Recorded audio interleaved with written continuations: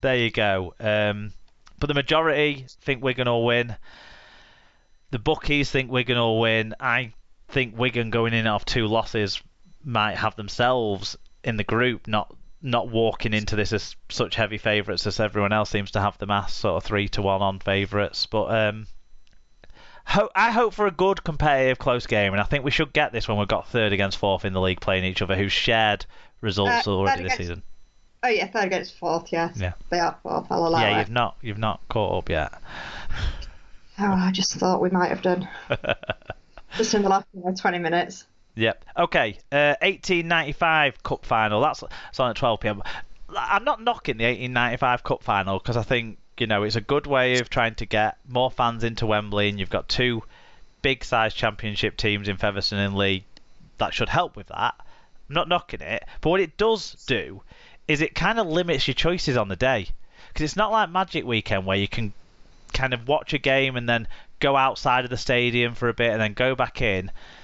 Once you're in, you're in. Yeah. And so then you can't have like the meetups and the moving around and people because you're in allocated fixed seating and stuff. So that makes a Challenge Cup final where you're going to a stadium where you've never been to before either kind of harder to plan about anything about meetups. So that's why I've not put anything out about a meetup, just so people know, because I wouldn't know where to meet up and I don't really know the timings of things. But what I would say, if anyone's in the Wigan end, then I can probably meet up between the games inside the stadium, because there's about an hour between the games, isn't there? I was going to say, that is another factor, isn't it? How long there is between the 2 games. Are people going to want to hang around? Well, are people want to go into the stadium for the kick-off of the first game? Yeah. And I've got to be honest as well. I'm not sure what time I'll be arriving with traffic and that sort of stuff. We're doing a down and back in the day trip, because too many hotels for too many other matches in the autumn and winter this year to think about. But yeah. But it is Featherstone versus Leigh. It's on BBC Online and on Premier Sports, so plenty of viewing choices. Interesting one, isn't it? Because Featherstone and Leigh played at the start of the regular season. Leigh have recruited heavily since then, but Featherstone have also made some recruitment since then. Looks like Jonathan Ford might be playing. Blake Ferguson scored 4 tries on his Leigh debut at the weekend. You can't imagine they won't play him. I don't know why they wouldn't, but it's assuming they can if he's registered in time. I don't know how that works with this competition, but big game with some big names. Yeah. It's very difficult to know which way to go, or even which way I want it to go. Oh, well, I don't know which way I want it to go. The 2 clubs don't necessarily endear themselves, I don't think, all the time. But if they put on a really exciting, high-scoring, competitive game, then I think they'll maybe win some people over. But it doesn't even have to be high-scoring, does it? Just a really good quality game, close game we want. Yeah, true. I have a sneaky feeling that Leigh will get one over back on Featherstone for the cup defeat, for the league defeat, at the start of the year, particularly because it's Derek's competition, isn't it? Yeah. And they haven't won it yet. No, because Featherstone won it last year, didn't they? Yeah, and Sheffield won it in 2019, the first running of it. So I'm going to go Leigh by 4, and I think it's going to be. I think both teams will have at least 20 points. I'll go for Featherstone then, just to be different. Fair enough.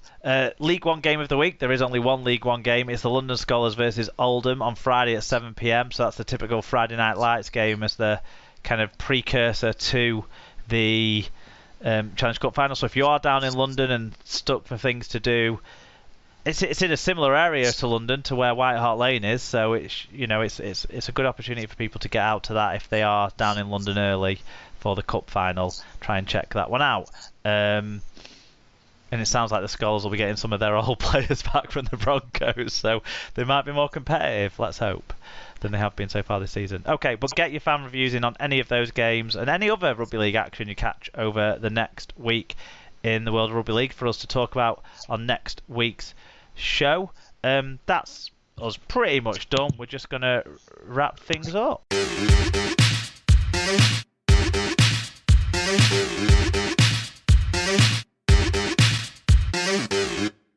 Take it away with the quiz, Sarah.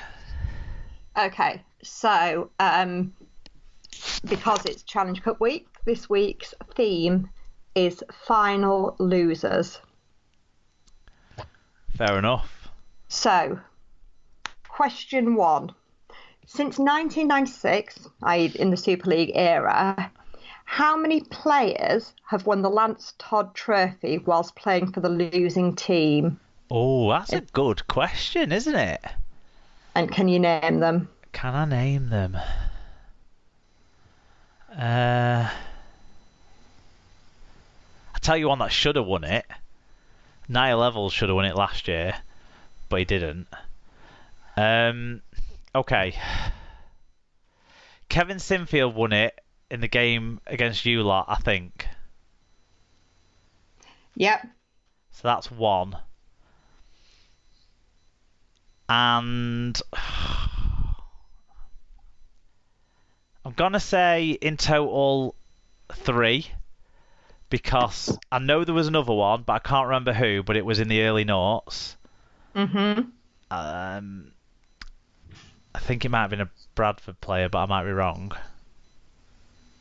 Could have been another Leeds player. But anyway, I think I've gone 3. That's my guess. And I can only name Kevin Sinfield against you guys in was that 05, 06? Yeah, that was 05.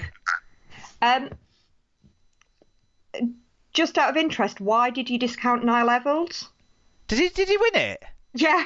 Oh, I thought he didn't. I thought Johnny Lomax or someone had. I've even Googled it to check that I was correct when you were so convincing. Yeah. So well, there you go. That's one of them then.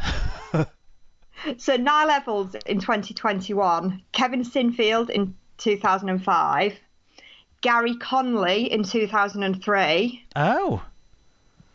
And Robbie Paul in 1996. Robbie Paul was the one that I was thinking of but couldn't remember. I knew there was a Bradford player who'd done it. Yes, because I think he scored a hat-trick and still ended up on the losing side. Yes, yeah. It was I think, was it the first Wembley hat-trick as well?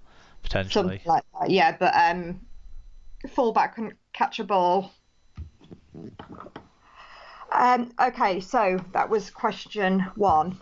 Question 2. 2009, the losing team were... Huddersfield. Yep.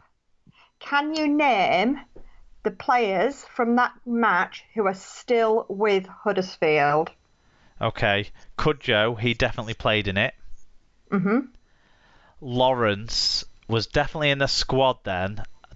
Can't remember if he played in it, but I'll go Cudjoe and Lawrence. I don't think McGilvery was playing yet for them at that. I think he was with Huddersfield, but I don't think he was. I think that might have been back when he was on loan at Barrow or something like that early on in his career. But so I don't think he played in the final. So I'm going to go with Cudjoe and Lawrence. And that's it. Okay, Cudjoe is correct. Luke Robinson was also with them at that point. Okay, yeah. So, but Lawrence wasn't in the final. No. Okay. Okay, and finally... So I get half a mark for Cudjoe. Yeah. Finally, in 2017, the losing team were... The losing team were Wigan because of Phil Bentham. Referee abuse. No, but it was Wigan, yeah. Can you name the players who are still with Wigan from that game? Yeah, probably. Liam Marshall. Yep. John Bateman. Yep. Thomas Luluai. Yep. Liam Farrell. Yep.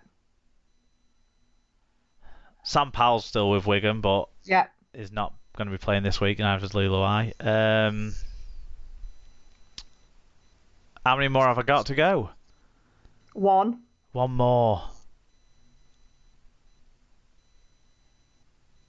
One more. Farrell, Bateman, Marshall, Luluai.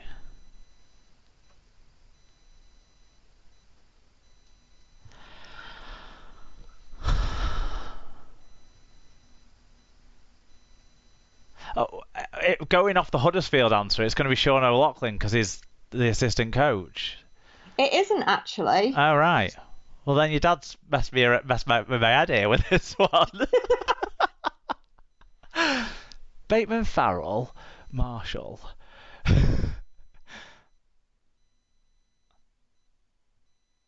I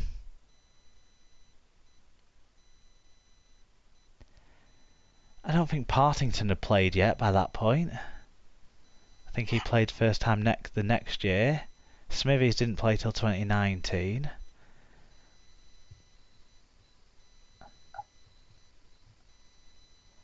I'm going to kick myself. It's he was on the bench. So it's a forward, most likely, then.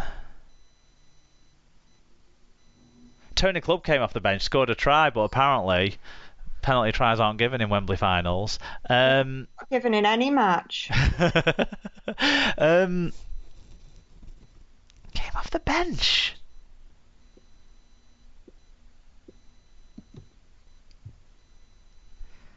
I don't know. Willie Isa. Oh, God, Willie Isa. He won't be playing on Saturday either. No. Oh, he's got me there, your dad has. There you go then. Good stuff. Okay. You said you teased before about a recommendation 2 hours ago. Yeah, I saw the is it the Dockhouse podcast? Dockhouse Rugby Show. Yeah. I've only seen, well, not even quite an entire episode, but the one featuring Ian Smith. I just found it really interesting and enlightening, and I'm definitely going to go and watch a few more of them, I think, because I think you mentioned last week that you had been involved with one of them. Well, actually, hot off the press, two of them. Two of them? Soon to be three of them. Wow. I think. I know, I was so cross when you said about it last week. I was like, oh, that was my SLP recommends. So, yeah, I joined Dave and Keith for an episode where we talked recapping the Challenge Cup semi-finals a few weeks ago. You can find the show on YouTube, by the way. They did used to do it as a podcast, but somehow their feed has gone, so I think they're trying to reset something else up. But it's the Dockhouse Rugby Show. You can search for on YouTube, and they've just put up today, I think, because I've just been getting notifications on it whilst we were talking. About where we had a conversation about Masters Rugby League and Canadian Rugby League. So we were joined by Nicholas Mew. Everyone knows the Canadian Rugby League supporter Nicholas Mew. And Martin Sadler as well from League Express joined us for that chat. And I think there's another one coming as well, pending, that's about league structures. Spoiler alert, I talk about conferences. But any regular listener to this show will expect me to do that. Yeah, so... But it was your recommendation, so yeah, go on.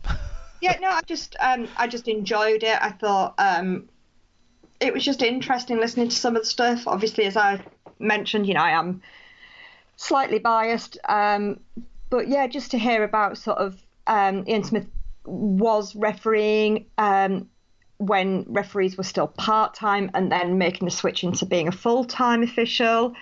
And how that went, and sort of levels of support and things like that. It was just a really interesting listen.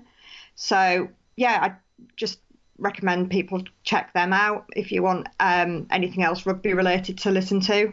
Yeah, Keith's a good guy. He's a funny guy. He's got a bit of an acting streak in him, so you might see him in some TV ads as well as on the Dockhouse Rugby Show. David has been on our show before. He joined us for one of our lockdown shows, which won't be available anymore because of our limited hosting space, but you might be able to find it on YouTube somewhere. But yeah, he joined us 2 years ago for one of our lockdown shows. Been a long-term